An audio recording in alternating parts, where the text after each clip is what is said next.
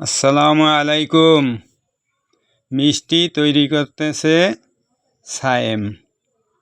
মিষ্টির উপকরণ সুজি, ঘি, ডিম, গুঁড়া দুধ।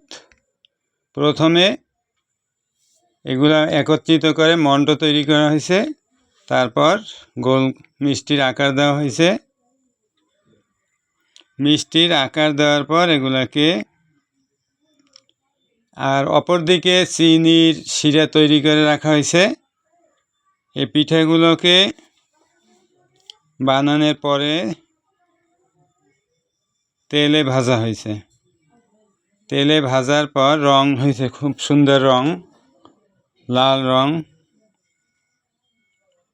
তেলে ভাজার পর খুব সুন্দর লাল রং হয়েছে। এই লাল রং হওয়ার পর ভাজি হয়েছে। এরপর শিরার ভিতর ভিজানো হয়েছে। শিরার ভিতর ভিজানোর পর কিছু সময় পর এগুলা আবার গরম দেওয়া হয়েছে। গরম দেওয়ার পর কিছু সময় গরম দেওয়ার পর সুন্দর মিষ্টি তৈরি হয়ে গেছে। এই যে ভাজতেছে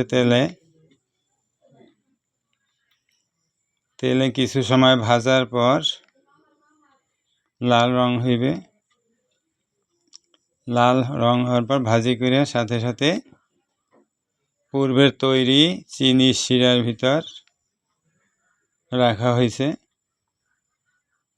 ভাজা শেষ হওয়ার পরে এগুলাকে শিরার ভিতর একত্রিত করার পর আবার গরম দেওয়া হয়েছে।